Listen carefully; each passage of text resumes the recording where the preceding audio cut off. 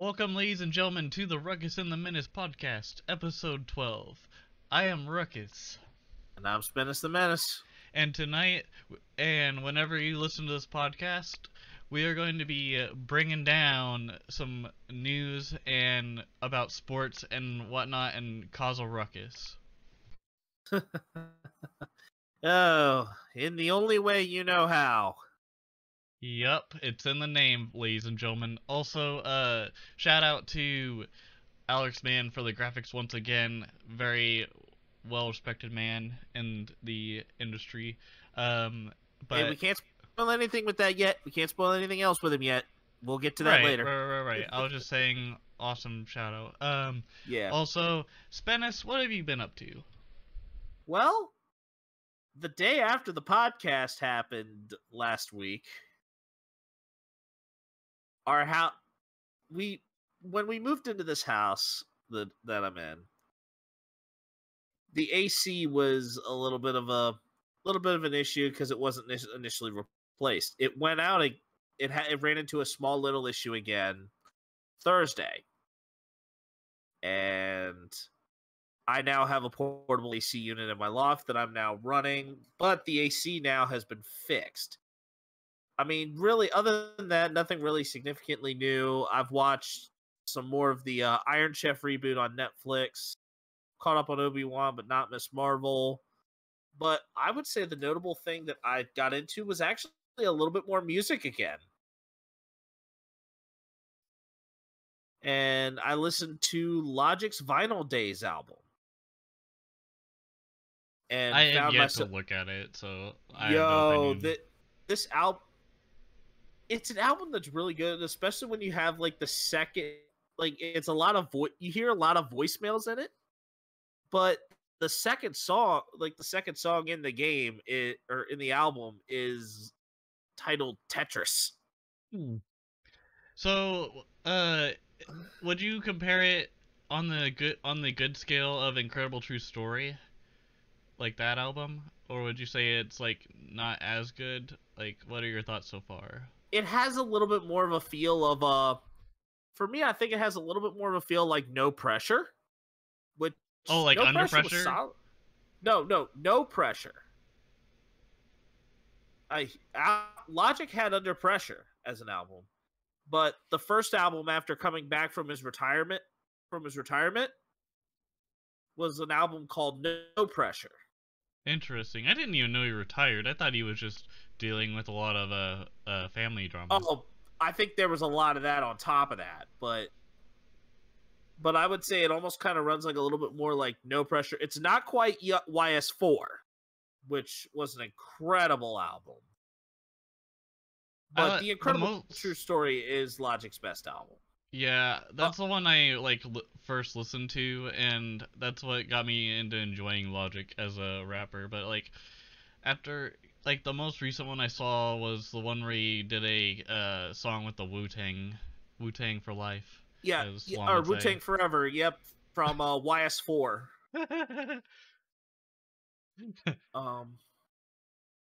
But I think he actually ended up. Let's see. Some of the features he pulled for this album include Royce the 5'9", Wiz Khalifa, Russ, Action Bronson. Oh, the one with Action Bronson is good.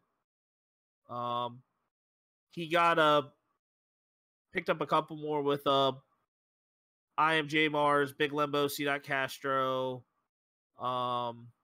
He had The Game. Mm-hmm. So there were quite a few features involved, and some of the voicemails involved were including Aaron Judge, Michael Rappaport.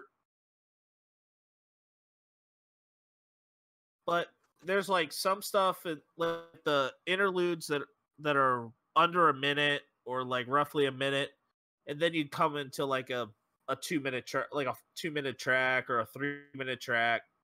Or in the terms of therapy music with Russ was a 4-minute track. Or Vinyl Days was 5 minutes. Yeah, so I need to really listen to that.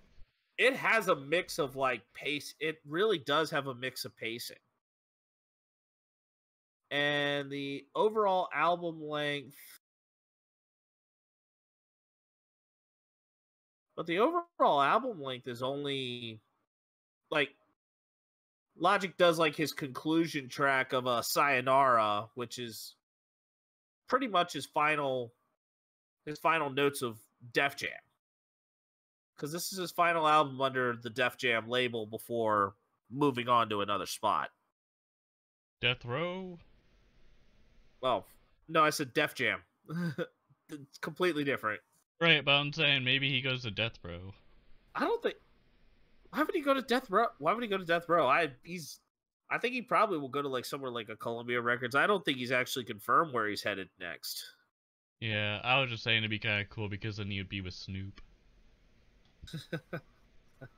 If only. But Ruckus, what all have you kind of gotten yourself caught up with? Well, definitely not listening to Logic's Vinyl Days just yet, but eventually in the future I will. Um, I didn't even know he brought in a new album, and I'm sorry for cutting you He off a just couple dropped it over the times. week. He just dropped it over this past weekend, so I didn't find out until the other day. YouTube, if you're listening to this, which you probably are, god damn it, why didn't you give me a notification? I love Logic, how dare you. Oh yeah, Um, but our MLB The Show grinds have been quite interesting lately. yeah. I finally did the showdown, speaking of which, to get the futures program. I was doing it while we were doing the ideas and stuff for this episode. Guilty as charged, but also probably warranted because it's part of what we do.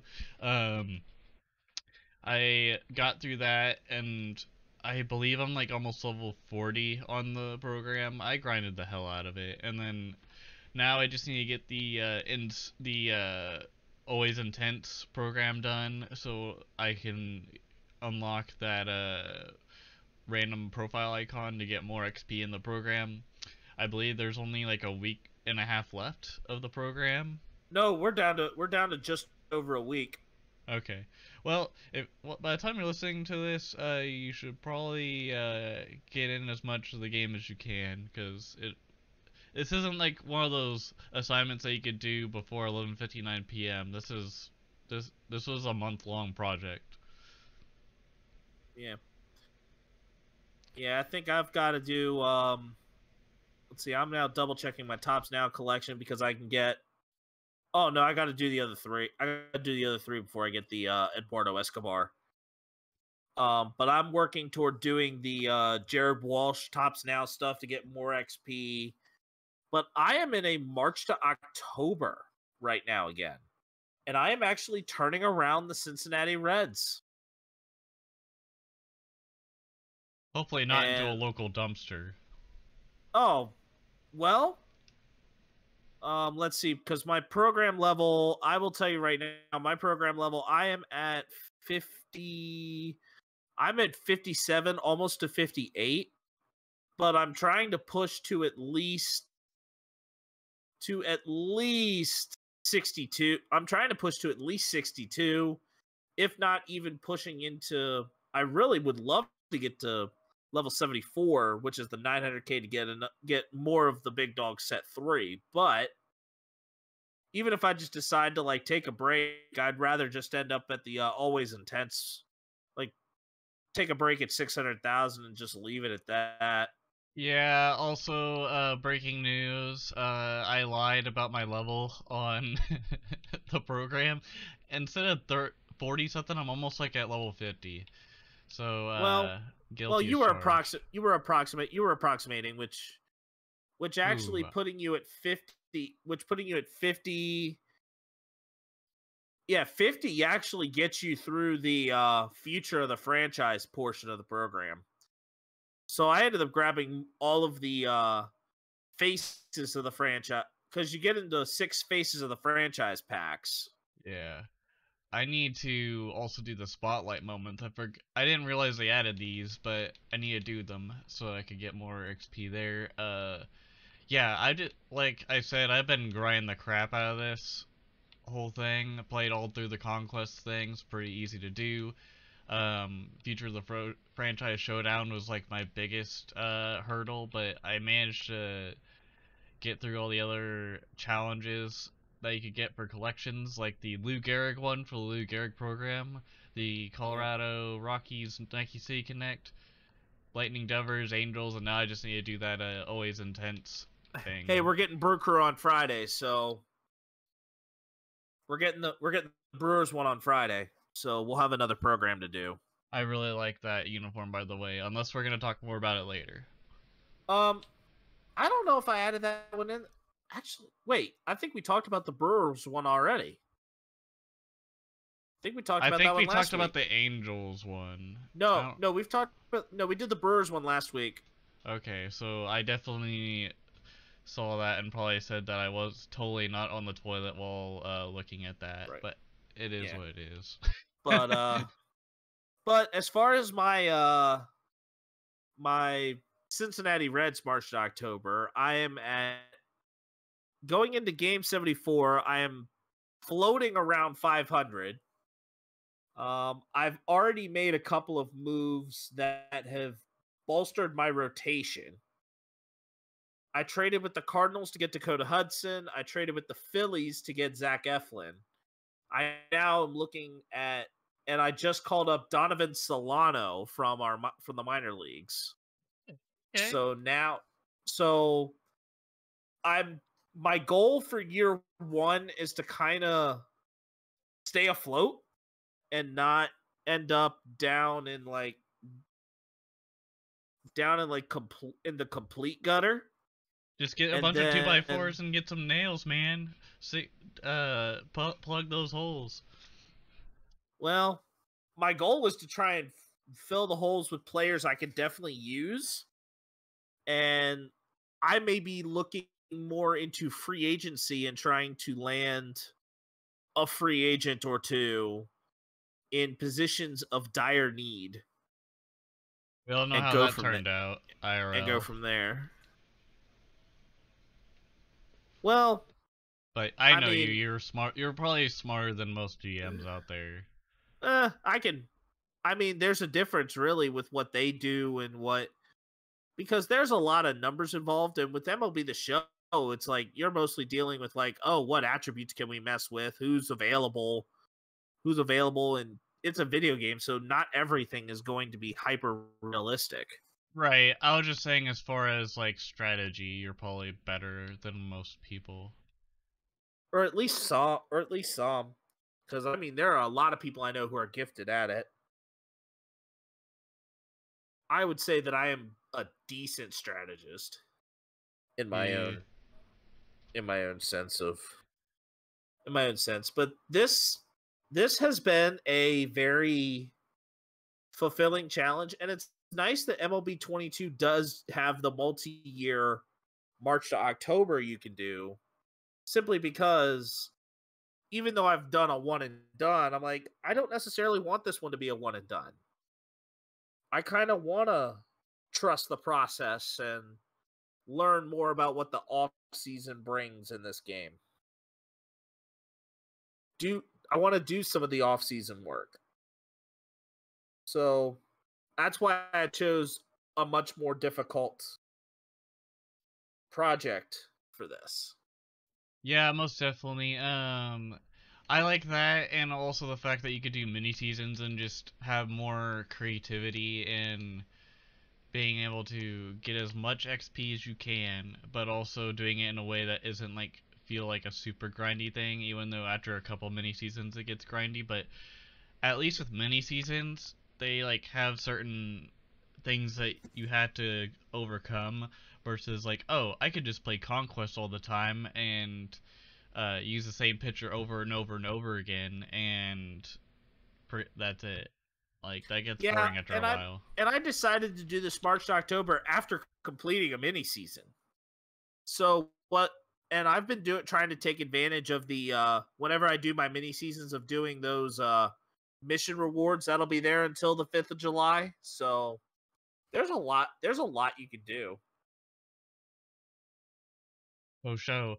Other than that, I've been playing Battlefield 2042. I've been really just playing the crap out of it. Really love the BSVM. It's a VSS kind of like It's a VSS type of marksman rifle, but you could also use it as like a assault rifle or an SMG.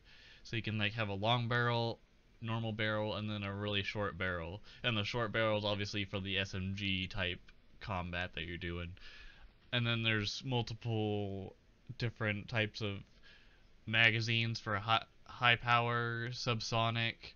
Subsonic is more like stealth, so if you could use that more for things such as um, like the sub is more for submachine gun stuff, and then like the high power is more for like marksman rifle stuff Yep. from long range. Um, and then also I've been kind of like just been curious about what the defense would be like in Madden 22 if I were to bring in the players that the Chiefs acquired in the offseason. So I've been kind of messing with that. Won 2 Super Bowls already, even though IRL we didn't get the second or the third one in the franchise. Sad face. Yeah. But in this game, I managed to get Tom Brady to retire. But it seems like every game, every new Madden I play every year after like the first like season that you play in the franchise, he just retires, and then you're like, okay, now what? And then some random player plays quarterback for the Patriots, or now it's the Buccaneers. But even before that, it was like some weird scenario where Cam Newton was the Patriots quarterback, which in reality happened, but like back like 2 or 3 years ago, that wasn't a thing. That wasn't going to be a thing, yeah. But now that we've kind of gotten through like a lot of our video game stuff on the front, we ready to go right into the sports? You're damn right. Okay, here we are. We're first going to give you an update on the Stanley Cup, on the Stanley Cup Finals. In Game 4 for the Colorado Avalanche, as of recording time, it is tied 2-2 as far as the game, and Colorado leads the series 2-1. I haven't really gotten to watch very much of this, but the Avalanche are good. And and I think Game 3 and the series moving itself back to Tampa gave the Lightning some new life. So game 4 may be a tide turner as to how the rest of this series is going to go. And I'm going to give the College World Series update now, as Arkansas has now defeated Ole Miss. And there is an elimination game between the Rebels and the Razorbacks for the last spot in the College World Series final. The winner of that will be taking on Oklahoma, as they have advanced, beating number 5 Texas A&M 5-1 today to advance to the finals of the World Series, where it is a best of 3. And Ruckus, the NBA Finals, man. Honestly, I am not that salty. Me saying that now probably sounds super ironic because I was very salty like near like when that game first like got out. But here's the thing: I looked at the highlights multiple times, and it wasn't one of those grr things where you're just like, okay, like what the hell, and then you're just like looking at it and still getting mad every time. No, the Celtics deserved to lose that game, and they deserved to lose the other game too. Because here's the thing, they played like a JV high school basketball team. For the love of God, a team that was like in high school or like a private school could do better than what the Celtics did in the NBA Finals. That was atrocious. They didn't play defense. They didn't know what that was because their coach probably didn't tell them that, but who knows? And you're saying this about one of the top defenses in the NBA. Top defenses. I didn't see any defense. I saw a lot of attempts at trying to go for 3-pointers, but that was about it. Like Al Horford had a lot more 3-pointers than I saw like actual defense. Like the whole game was just pathetic for the Celtics. Like there was that last 3-point shot by Jaylen Brown that like looked really like pitiful because he was like obviously he was being defended, but my God, you also can't turn over the ball like that either against one of the more dynamic dynasties in the NBA since the Chicago Bulls. Like, come on. Steph Curry beat you to it. Also, you should realize that Steph Curry is always going to shoot it from freaking half court because he can, because he's a freaking robot from another, like, planet. Probably Mars. Draymond is just a hothead at times, but he could still ball. If he could talk the talk, he could definitely walk the walk. He's shown that before. Clay is just clumsy and just Clay. Like, but he can still rock the ball and shoot the threes and stuff. He has not skipped a beat. But for the love of God, Celtics, like, get your stuff together. I'm I'm gonna say this. I think that this is only really the beginning for the Celtics. This is really only the beginning. They have enough time that they can get this right. That they can get this right. But Golden State, I'm gonna say Jordan Poole was very much a key. Though Curry won the Finals MVP, two notable players in this whole mix found their right fit in this series, and that Hey, is Jordan Wiggins. Poole and Andrew Wiggins. Yeah, Wiggins looked good too. And as a Kansas native, knowing that another KU Jayhawk has won an NBA championship, because the last one I believe was Mario Chalmers No, with the Heat. I think there's a few other Jayhawks before that or after him, Really? Okay. Um, or at least I would, or at least I would think that a good amount of rosters would have it.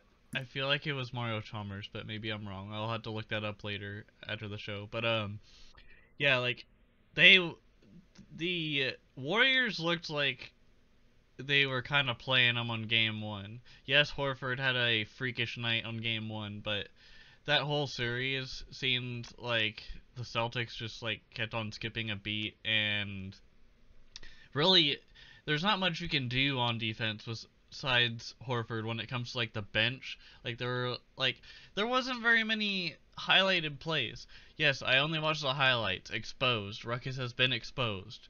But here's the thing. From the highlights, at least you get to see like the magnificent plays that happened, and also like what happened during like different quarters and stuff if there's anything significant.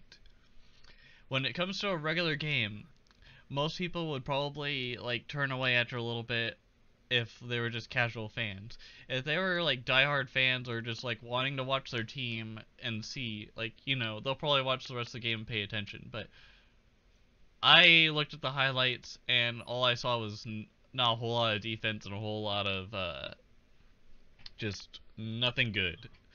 I've seen JV high school basketball, trust me. Yeah, And I, they played even worse than a JV team.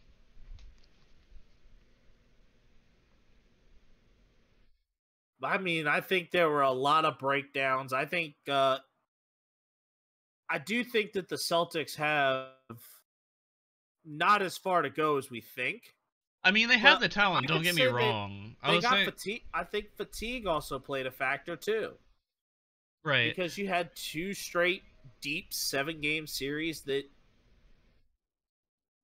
your heart's pump, that the adrenaline's pumping. I And mean, by when you the think time about game it, five, the Warriors also had a game. Was it? Did they win in 6 against the Mavericks, I think or they. was it 7?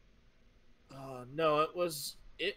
I don't think Golden State had a very. Golden State had a significant amount of time to rest in between their conference final run and their finals. I think they won that one in like 5 games or something like that. Well, even then, like they had the star talent to get through it still, and they had tall centers and point guards that were like well known in the game. Um, like Looney was still pretty stellar.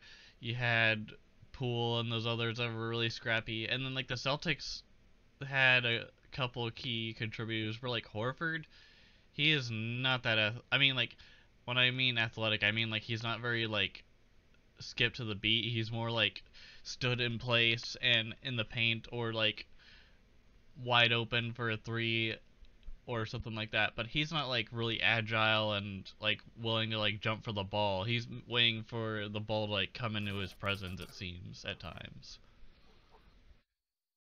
That's all I have to say other than that. Golden State, congratulations on your NBA championship. I'm not very salty anymore. I'm more just kind of like, well, the Celtics got what they deserved. And Kenny Atkinson will actually be staying there for Golden State as he turned down the Charlotte Hornets head coaching position to remain as an assistant for Golden State. I think ultimately six and one, half dozen in the other, but I think the Hornets will be salty, and this could result in revenge game type mentality. But it leaves the question: where does Charlotte go for a coach? I mean, it's tough because they're drafting tomorrow. All Did 30 they teams have are an interim coach? I don't know if they do. Maybe they had to. Well, I mean, is there any open? Are there any coaches that are still like available and open to sign with the Hornets? If I were the Charlotte Hornets, I would be probably having Mark Jackson on the phone right now. But But it's Michael Jordan owning the team, so does who Mark knows if they're gonna. Jackson is Mark No, Jackson no, willing to Mark Jackson. coach? I think Mark Jackson could. And I mean, here's the thing: he was the coach that was there at Golden State before Steve Kerr. Are you talking about the Mark Jackson that's does the announcing for ESPN during basketball? Yes, Okay, yes, I was just trying to make sure. Yeah, because to me it seems like he wasn't really wanting to coach. It sounded like he was more comfortable announcing. That's just me though. I don't yeah, know but a whole who lot know? about Mark. But who knows what that all will look like at the end of the day? Probably better than not having a coach. That is true. But now we're going to shift to some football. Are we going to talk about something that is sad or something that is a little more triggering? You want I me to go mean, with I the wouldn't really call it sad. He didn't die. No, do we want bad news or worse news? Man, I wouldn't even call it bad news. I would just call it one being a dumpster fire and then the other one just like a farewell. I could take over on this one. As many of you guys know, yesterday, Tuesday, June 21st, 2022, Rob Gronkowski has officially retired for the second time as a this time a Buccaneer. He had a 11-year career with both the Patriots and the Bucks, also taking some time off in between those two, but then went to the Bucks. He won 4 Super Bowls with Tom Brady. He won, um, yeah. I just remember him being a freaking tank and lighting up the Chiefs defense even though it's already been lit up by and exposed by other teams. But still, like that man could be a freight train. There was no getting stopping Gronk. And also Yeah. his special edition can for Monster was delicious. Just got to say that now. Yeah. I think Gronk is probably one of the better personalities in the NFL. He a larger than life character that really also would seem like he was quite the respectable person at the end of the day. I mean, he can catch a ball for a touchdown, spike it, And then all of a sudden, the next like 2 days, you see him in an ad for Tide Pods or USAA, trying to get a USAA membership with no military. The dude is the Shaq equivalent for football. Let's just be honest here. Like, if you needed Gronk in an ad for Icy Hot, you could like have him as like the sidekick with Shaq. You could have, um, I don't know. When I watched The Man in the Arena and got through all of it, and I listened to Rob talk, mainly Tom Brady, because obviously that's who it's about, and like Julian Edelman, like Rob sounded like a very down to earth guy, and just sounded like a very pleasant person to be around, even during like the intense moments in football. Like he just seemed like a chill dude, and Shaq was a chill dude in basketball too. He was just kind of like that goofy figure, kind of like, if you think about it, kind of like that iconic character like a Homer Simpson, or like a, I guess, Morty Smith from Rick and Morty, or a Bender from Futurama, like just a very iconic character. Yeah, I could definitely see that. But speaking of iconic or characters, probably for the wrong reasons, Dan Snyder. the Dan Snyder again declined to testify in the House Oversight Committee's investigation of the Washington Commanders, and the hearing occurred this morning. Lots of kind of like triggers for people who were dealing with trauma, and today's hearing, and Goodell basically stated, it was like, I don't personally have any way of removing Snyder, except that he could file a motion to get the other owners to do it. But a motion from the HOC, the House Oversight Committee, is in the process of being made to have Snyder under a subpoena, forcing him to testify in this whole thing. Your Honor, that is hearsay. That is not what Dan Schneider meant to do, because he will decline anyways to anything to stay in power as a commander of Washington. Oh, here's the difference: is that the difference between what they tried to do before and issuing this subpoena. This subpoena now requires him to do it, and this is something that needed to be done when they were trying to get him to testify the first time. Honestly, is there like a loophole in that where you can just pay your blood money? I don't think there's a blood money in this. Because honestly, forcing him to testify and really have this oversight committee like see through his BS, I think this is the next step that all of a sudden Goodell needs to set this in motion to run him out. I'm gonna be honest with you. I'm gonna be surprised if he gets knocked off, but here's the thing. I've seen a lot of things like this in the past, and nothing really gets done about it. And most of the time, it's either a buyout or like they just don't talk about it for a little bit, and then later on you realize, oh, the same problem is still happening. So honestly, to be honest about this, I if they do eventually kick him out and kick him down the stairs a couple times, and then there's like a whole article showing him like sitting on his ass by the commander's office. Cool. Other than that, like, yay, there's one step in the right direction. But even though we're talking about future events here, this honestly needed to be done sooner rather than later, because there's a season for the Commanders still on. And I mean, granted that, yeah, we'd be dealing with a season without an owner if Snyder gets the axe. But I would rather at this point have a season without an owner than a season with an owner who is more toxic than Britney Spears' song. Or the sewage that comes out of the pipes at FedEx Field. Yeah. And basically what's needing to come about with this is, come on, let's hurry up. Drain the swamp. Drain the swamp. Yeah, not doesn't sound like a really nice dude at the end of the day, and I'm glad that at least like Goodell was like, "Hey, I could actually do something about this," instead of just being like, "You know what? Screw it. You're on your own." Drops the mic, walks away. Yeah.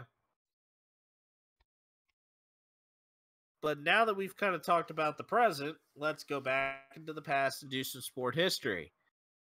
And this one was a very fun one. All of these happened on June 22nd. I'm going to start in 1987 with Tom Seaver retiring.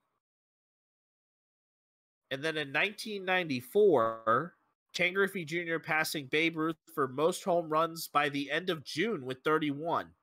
Unfortunately, a strike cut the season short, so that eliminated any chance of Griffey passing Roger Maris's mark at the time. But then these two notable stories I had for sport history. In 1981, you know what up? You cannot be serious. That famous rant from John McEnroe at Wimbledon happened on this day in 1981. Oh, that makes sense now because that DirecTV stream commercial where they're like, he's like, "You cannot be serious." Like that all makes sense now. Yeah. Yep. But also on this day in 1990, the great Bobby Cox took over as the manager of the Atlanta Braves. I mean, he eventually only won one World Series out of his time there in Atlanta, but I mean, to bring three Hall of Fame pitchers together for the type of career that each of them had, like for each of those players had, you had Chipper Jones, you had Andrew Jones, and a whole bunch of other great players that he got to play that he got to manage and run into and get run out of a lot of stadiums due to being ejected. Oh, so like Draymond Green. Oh, I but know I rip on him, but it's kind of like just out there. So why did we have to bring Draymond into this? I mean, Like that we was didn't have to, but I just did. So it is what it is. I'm you sorry. didn't Keep going. you Keep didn't going. have to, but it was absolutely unnecessary. I'm sorry, Absolutely America. unnecessary. Oh my. But now we go from sports history to the high heat. And we are landing on the NBA draft as our high heat. And I am going to pull up the NBA draft order. The only people that I know that are declaring for the draft, as far as just like college people that I know, were Abaji from KU and Christian Braun. Chet Holmgren also was on the board too. Is he also on? Oh yeah, that's the Gonzaga guy. The Yep. one that kind of looks like a rat from a sewer. He kind of. I don't know. Hey, I don't know hey, why. let's not be dissing Master Splinter like that. Schroeder's Revenge. TMNT Schroeder's Revenge on I sale now. need to play that, by the way. All right, so Master Shredder is apparently in the NBA draft. We'll see how that turns out, Cotton. Okay. So what it looks like is that the first overall pick is the Orlando Magic. And it looks like that they are leaning toward Jabari Smith. Are you sure it couldn't just be Markel Fultz? Oh wow, that Sorry, not sorry. Again, this is a power forward, not a point guard. It's like the first few players that are coming off the board are big men. Probably for good reason. Yeah. Well, I mean, you got Jabari Smith, who's a power forward, Chet Holmgren, who's a center, and Paulo Banchero, who is a power forward. Or at least as far as the mock draft would go. But we've already seen one trade happen. And it is the sixth, looks like it's the 6th overall pick, has now gone to the Portland Trailblazers. Oh, wait, no, the Blazers gave up, so the Portland Trailblazers have already put in the first trade leading into this draft season. Jeremy Grant is now going to the Portland Trailblazers, and the Trailblazers sent over a protected 2025 first-round pick and additional draft assets. So the Milwaukee Bucks pick is protected 1 through 4. The deal also included Detroit acquiring Portland's number 36 pick in this year's draft, and 46, and for the Blazers number 46, as well as a 2025 second-round pick that Detroit had owed Portland. The Pistons also get a 2026 second-round pick from the Blazers, which will be most favorable between Portland's and the Pelicans. And Jeremy Grant entering on a contract year.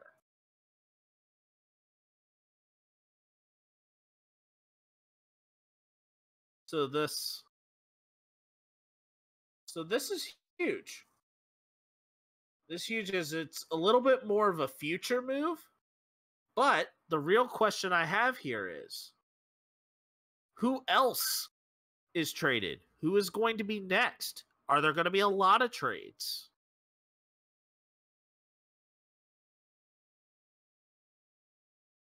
Who do you think we're going to see possibly have a move happen? The only thing I could really see is if the projected team to draft a high end draft pick, like a first or fifth round projection, if they have, like, let's say your boy Master Shredder, aka Chet Holmgren,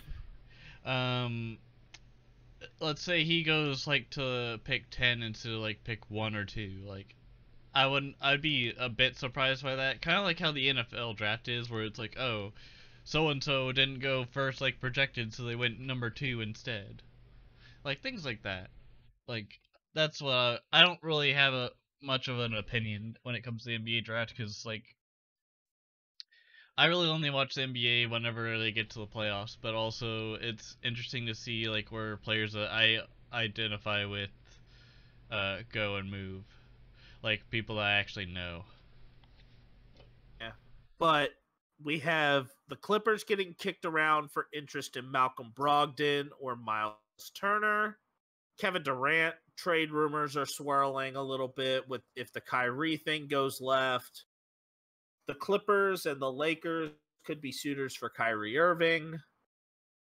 The Bulls could be looking at Rudy Gobert. Tyler Hero has been involved in some rumors. There Is he possibly signing could with be Jack Harlow? What's up? Is he doing a record deal with Jack Harlow? You know, Tyler Hero. I'm not too sure if he's even gonna have any of that. But that was a joke. But yeah, we'll keep going. But Zion Williamson, John Wall, possible Russell Westbrook movements. So there could be a lot of movement occurring, like for the draft, and it'll be interesting to see tomorrow what movement occurs. at this particular time, as there really are a lot of pieces. I mean, the Kings might trade their pick, but they also might trade Jaden Ivey. The Wizards are trying to trade their pick for a guard. The Thunder may trade up. There's a sweepstakes on PJ Tucker. So there may be a lot of names, and there may be a lot of Woj bombs. Yep. This is the time of the Woj bomb. Is he running through the six with his Woj?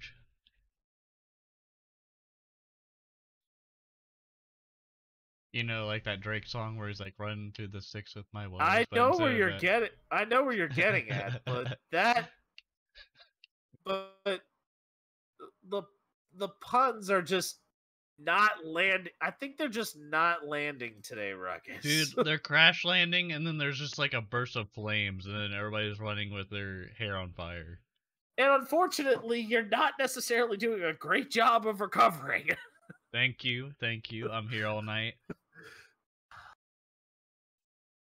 Gravity.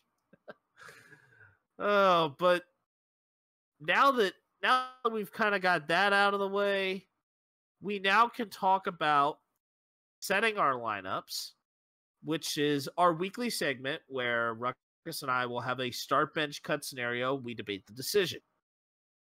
Now, if anybody has a suggestion for this, mention it through the comment section of YouTube or whatever means you feel necessary to get to us. The YouTube comment section is probably the best one. We decide which ones kind of work out on over the weekend, and we'll then be able to pick one. We really haven't had a crowd suggested one yet. And if you do suggest us one, mention it to us, and we'll definitely shout you out. Also, don't be afraid. We don't bite.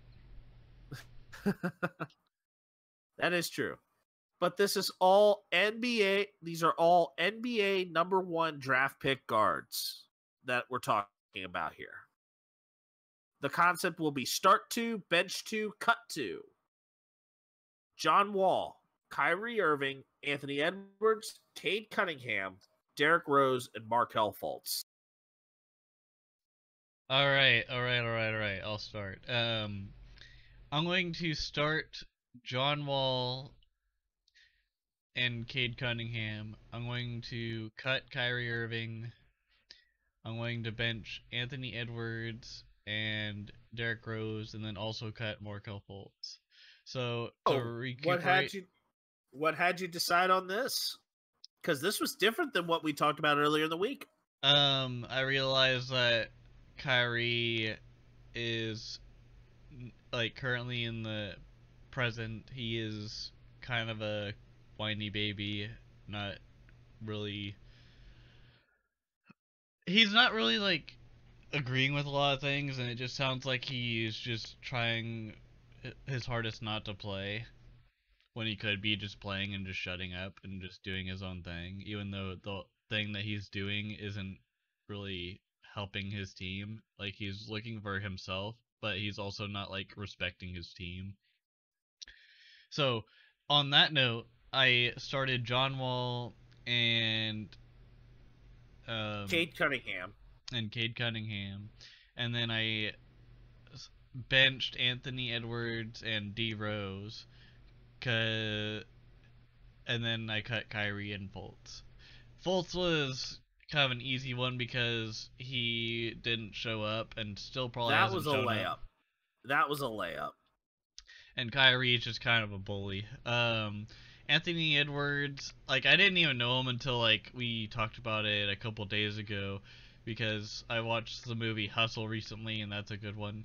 And then also Cade Cunningham, because I honestly didn't realize he was from Purdue, and he's kind of like one of those sleepers. Cunningham's not Purdue. He's an Oklahoma State Cowboy. All right. Yep. Sound off in the comments if you want. Heckle me all you want. I don't know. I feel like Cade Cunningham has more potential than Kyrie nowadays. If it was like rookie Kyrie with the Cavaliers, maybe that's a different story. But I feel like we're talking about like the present players. I'm gonna say this. I also went with starting John Wall, but I am pairing him with Anthony Edwards because Anthony Edwards is more of like that real true swing guard. Cade Cunningham and Derrick Rose on my bench, and cutting Markelle Fultz and Kyrie Irving. For me, though, as great as Kyrie is, I think that there's a lot that there's a lot more that you don't want with Kyrie Irving. Just make him the Hornets' head coach. He seems like he wants to do everything. But Cade Cunningham, it's the big body, it's the tall frame, it's the length. And then Derrick Rose is just athleticism like athleticism for days, especially right around the time when he initially got drafted. And You even could, like with the injuries too, like that he had in the beginning, like nowadays it seems like he's more just well built now. Like he's not yeah. just like having ACL injury or leg injuries or ankle stuff like that. Yep. And I think that definitely bodes well. That definitely bodes well, and I think that we both kind of this is actually one of the few where we really didn't have very many contrasting differences. Our differences were more in terms of subtlety. And it feels weird that we were really in agreement on the four that we selected. So this almost made it a little too easy, but I kind of decided this based really off of the theme and talking about number one draft picks. I almost wanted to do a much bigger one where it was like, oh, pick like five and have like two guards, a forward, and a center for this. But I'm like, nah, this is just a quick start bench cut. We don't need to be doing anything Also, elaborate. let's say Kyrie. I mean, I was gonna make the argument of, oh, I'll start Kyrie because I'll just play the before he was a freaking diva card, but like I if it was like a present now, like if I had the chance to sign him, would I? Hell no. I go for respect for teammates and also playing the game as the game needs to be, not on your own terms. Oh yeah, I can fully agree on that. I know that I've seen that I'm looking at more of the supercharged now, kind of like to start going to start transitioning the next segment here and talking about the simulation. Couple of supercharged players already in the case. Isaac Paredes is still currently supercharged. Shohei Otani is supercharged. But I just saw a breaking news thing that Austin Hayes just became supercharged for the Orioles. And here's what he did. He hit for the cycle today. And to the coworker that plays fantasy baseball with me, man, I should have kept Austin Hayes. For the love of God, I like took him out because I was like, okay, I have all these other superstar outfielders, but like Hayes, I should have kept him for a little bit longer if I knew, He like in Back to was the going to hit Future. for the cycle. Yeah, like I also gave up the opportunity with Eduardo Escobar because as soon as he had that cycle kind of deal with him, Yep. like I was like, crap, I need to add him to my fantasy, and now I don't have either because yeah, I picked like more long-lasting players rather than people that were on hot streaks. But still, I should have kept him for a little bit longer. Yep. Right, but now to what the actual simulation is going on with. Um, we we throughout this time are going to be running into a little bit of a sporting lull as we go through the month of July. So we are now going to have a few we're probably going to have like more of a special episode coming up here soon where we are doing a greatest video game tournament. And we decided to divide up some things based on categories that we had. And last week we announced our entrance from the sport game realm, which consisted of some notable featurings of NBA Jam, Tony Hawk's Pro Skater 2, NBA 2K15, and UFC Undisputed. But today we are announcing the rest of the entrants for the tournament that will be running actually on a tentative date of next week with a special guest. As a panelist and even more so a bit of a moderator for us as well.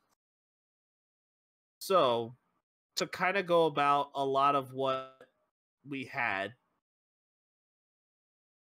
Ruckus, do you happen to remember any of our notables that we chose for our first party division, which consisted of a lot of games that were exclusive to certain development teams?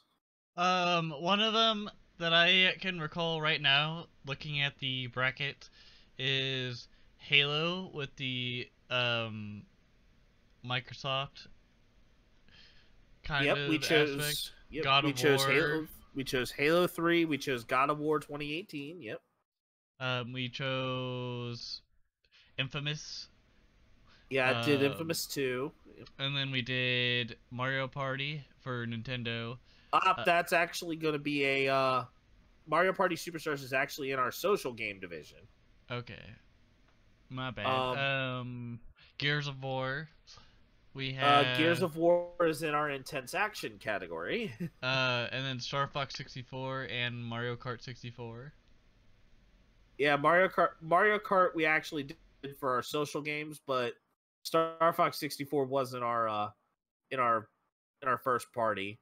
I had Uncharted 2 Among Thieves, Last of Us, Ghost of Tsushima, Ratchet and Clank Going Commando, Super Mario Brothers, the original, The Legend of Zelda Ocarina of Time, Pokemon Gold and Silver, Super Metroid, Infamous 2, Jak 3, Star Fox 64, Kirby Air Ride, Halo 3, Donkey Kong Country, Horizon Forbidden West, and God of War 2018. And then our intense action one is actually a really good one as well. You actually threw in a few very good ones here, Ruckus. Yep, I threw in Grand Theft Auto 5, Payday 2, the MLB 2K12. Because nope, that was in your sports category, but I'm just going off of what I had as good ideas. To be honest with you. You had Star Wars Battlefront 2 as well, throwing in Simpsons Road Rage that we also combined with Crazy Taxi. So this is really our intense action arcade division that we're looking at here. I mean, I threw in a lot of names in there just simply because they fit. Like, there were a lot of things that kind of fit. Yeah. But our entrance in the intense action arcade category, Gears of War 3, Mortal Kombat. I took the original Mortal Kombat. Tekken 3, Street Fighter 2, the original 1991.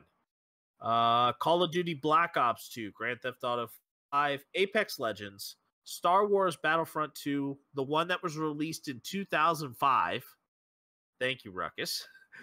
Crazy Taxi / Simpsons Road Rage, TMNT, Turtles in Time, Galaga, Battlefield 3, The Elder Scrolls V Skyrim, Fallout 4, Deathloop, and Payday 2. And then we also had a little bit of fun with our social game category. Social games, cooperative games, and tabletop. We even included some tabletop games. I definitely would have, had I known that we were going to add a lot more tabletop, I would have probably thrown in a lot more of stuff I've played. But then Ruckus may or may not have known exactly anything that I would have thrown in here. By the way, same goes for you too, because I wouldn't have known either. So, I mean, I was saying that you probably wouldn't have known because I've played things like Puerto Rico, Jamaica, Azul. Yeah, I Um, haven't done those. oh yeah, like I've actually. Oh, this is what happens when you play with friends who give you like a good variety of board games to go to. There you go. There you go. Or you could just do Yes, Tabletop Simulator, but it is yeah, what it is. but there's something about, especially when it comes to tabletop, there's something about the social interaction of actually playing a game on the like actually on the table with live friends in front of you. There really is, and you could catch a lot of the laughs sometimes on like a Discord call, but you don't necessarily would catch that moment of like actually live and in person and having that sense of community. Right. But here are the games that made our social game category. It takes social games, co-op, and tabletop. It takes two: Mario Party Superstars, Super Smash Bros. Melee, Mario Kart 64. I gave a generic one here with Jackbox games, as in basically all of the Jackbox party packs kind of all rolled into one. Because I wasn't gonna give like a specific one, as all of them seem to have something fun inside. Yeah, like Quiplash, if you recognize that. Trivia Murder Party 1 and 2. Fibbage is a good one. The Survive the internet. yes, and uh the Blather Round one is good. Yeah, like you get a whole bunch, and it's all going to be included into one here. Fall Guys, Among Us, Rock Band 3, Guitar Hero 3, Legends of Rock, Dance Dance Revolution. This is another one that is a little more all encompassing. Ruckus brought in Secret Hitler, Yes, sir. Monopoly, Uno, Settlers slash Seafarers of Catan, Scrabble slash Words with Friends, and categories. All right, Ruckus, kind of looking at the original bracket that we have. What's kind of like some of the more interesting matchups that you see in the entire thing? All right. Mainly this one's kind of funny to me, but Mario Kart 64 and Star Fox facing off. Oh, that actually is a very good matchup. I really like that matchup. And then Super Mario Brothers versus Secret Hitler, like that one's kind of a funny one too because That's gonna be a good that's a good one. and then another sneak peek. Let's see. Um And we're just talking the first and we're just talking the first round here, guys. These will all get unveiled, like all of them will get unveiled next week as we go through it. But we're just kind of giving you guys a little bit of a sneak peek of some of the matchups that we have to figure out. and then another one, Crazy Taxi versus Rocket League. That one. That's actually one of the best ones. I have Uncharted 2 Among Thieves versus Rock Band 3, Settlers slash Seafarers of Catan versus Tekken 3, Halo 3 versus Street Fighter 2, The Legend of Zelda Ocarina of Time versus Ratchet and Clank Going Commando, Mario Party Superstars versus Jack 3, NBA Live 09 versus Backyard Baseball.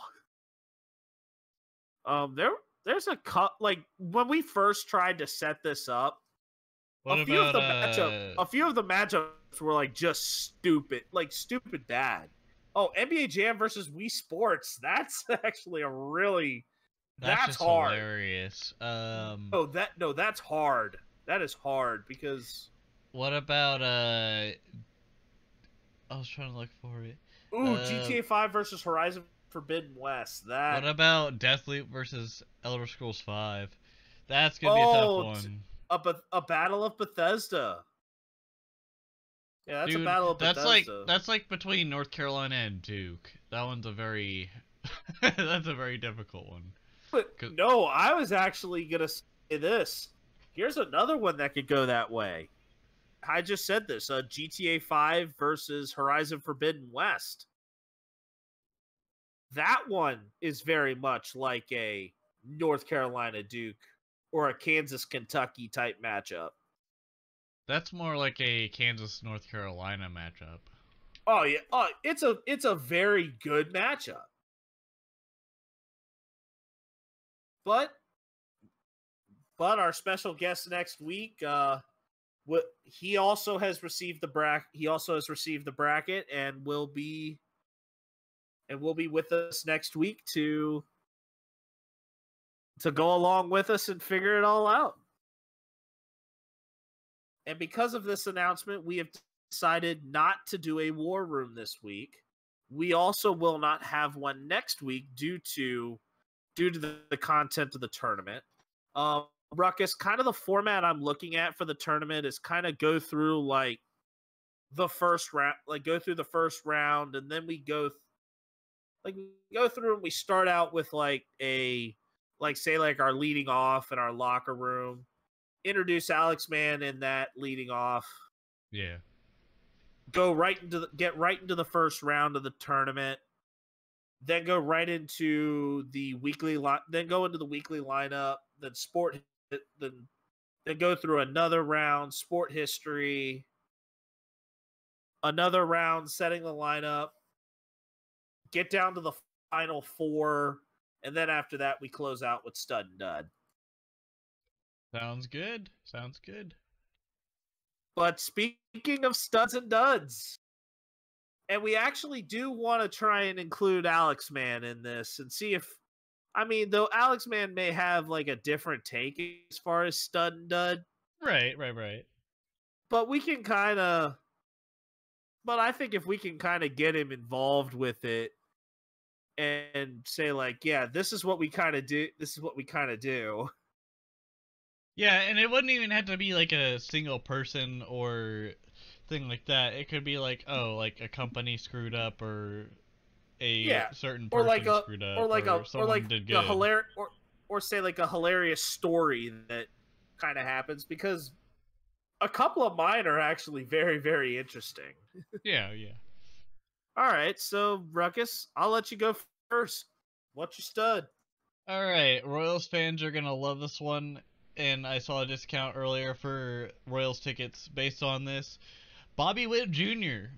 had his first multi-homer game in his debut season of a Major League Baseball.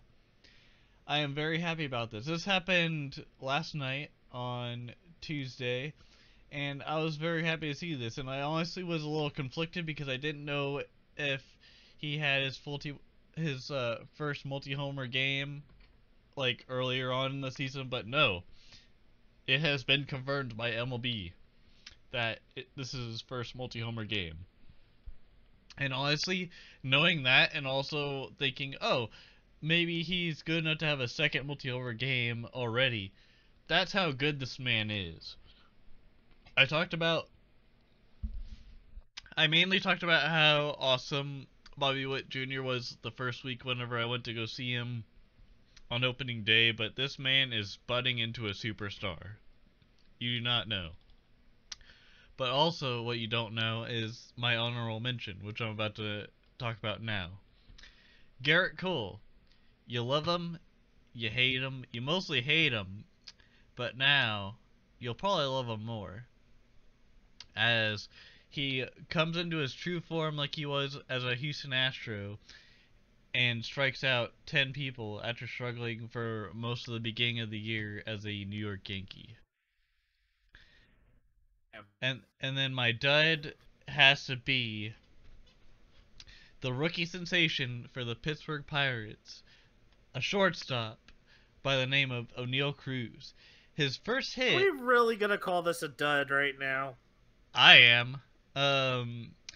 O'Neal Cruz hits his gets his first hit and gets tagged out at third. But another fun fact about that hit was the exit velocity was hit at 112 miles per hour. That'll shoot your eye out, kid. But also, he got out at third, which was the main reason I called it a dud, because he thought it was going for 3, but he got tagged out and shot his eye out. I mean, there's always the unwritten rule of you don't want to have an out at third base if you don't have to. I mean, there is that, but are we really going to give O'Neal Cruz a dud? Like that's being a little too strict on that particular thing. I mean, it is my dud, not yours, so I mean, it is what That it is true. is. That is true. I'm just questioning the call because I'm the call stands. Oh, that call is heavily questioned. But I think that O'Neal Cruz, as far as like the physicals on him, is very, very impressive. Yeah, don't get me wrong. I like the stuff that he's doing. I just thought it was hilarious he got thrown out at third. That's about it. Did you see how fast that throw from short was from him? No. He threw one to first base, and Chavis actually caught it at about 97 miles an hour from short. From short to first. It went 96.7 miles an hour. So this guy is a physical anomaly. Oh yeah, I saw that. Never mind. I thought we were talking about whenever he got thrown out. My bad. No, like him actually making a cannon. throw. But then we're not done with the Pittsburgh Pirates. As my stud and dud involve the Pittsburgh Pirates. Now I'm gonna question you because you gave me a little crap for giving a dud as a Pirate, and I understand the reason. But now I'm gonna give you crap about that. But okay, I'm done. I'm done giving you crap. That was my segment. The stud here is that I have Pirates left fielder Jack Sawinski for becoming the first rookie to cap off a 3-home run game with a walk-off in a victory against the San Francisco Giants on Sunday. That led to him also becoming a supercharged card in MLB The Show for a brief amount of time.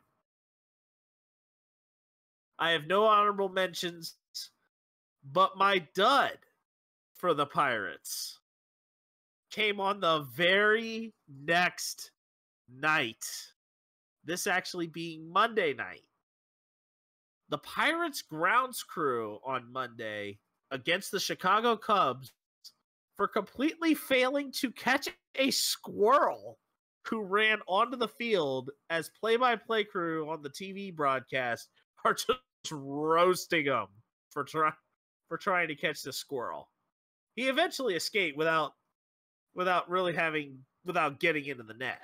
Why didn't they just play the Benny Hill soundtrack while they're they did. Oh, they did. You couldn't really hear it very clearly, but they did actually play the Benny Hill over the speakers inside the stadium. So this was bound. So they ended up understanding the assignment and doing it right. But it was just an absolutely terrible job of trying to corral the squirrel. Let's just say it got a little squirrely. Or you could say, squirrel! Yeah. Well, that necessarily was not the best way of going about that, but we'll take it for what it's worth. And I know that this was definitely a shorter episode for us this week. But this is all we've got here for Ruckus and the Menace podcast. We'll be back next week, and do we want to unveil the special guest now, or do we want to kind of wait till next week? Let's be honest. You spilled the beans a little bit earlier. So our special guest is going to be the best a man could be, Alex the Man. really it's Alex Man, but I like to call him Alex the Man because he is the man for giving us our graphic designs for not only the podcast but for our YouTube thumbnails and our just everything as far as design work that we have done, or not we have done, he has done for our icon for YouTube, for Spotify, and like literally everything. He is, in my opinion, the man. But he streams on Twitch mostly Monday, Tuesday, and Wednesday, I believe, and then Saturday. Then the occasional Saturday, yeah. But this man has some good talent when it comes to voiceovers. He's also good at graphic design. So shout out to him. Thank you again for the graphic design work, as is much appreciated. And Yep. also, can't wait to see him on the podcast next Wednesday. Yep.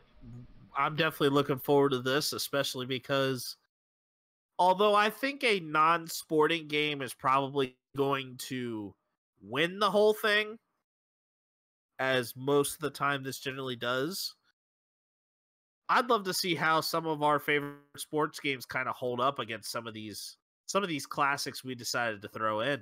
It also adds a little bit of extra spice that we didn't know we didn't need uh, now. Like it adds a little bit of flavor and extra pizzazz to the podcast as a whole. Just experimenting with different things too.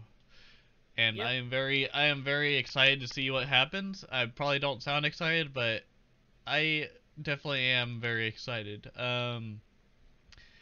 Other than that, like, yeah, uh, it's gonna be an interesting one. I'm happy to see where things go. Yes, I'll have different emotions for things, but that's just how it all will pan out at the end, and it's fun to see how things turn out.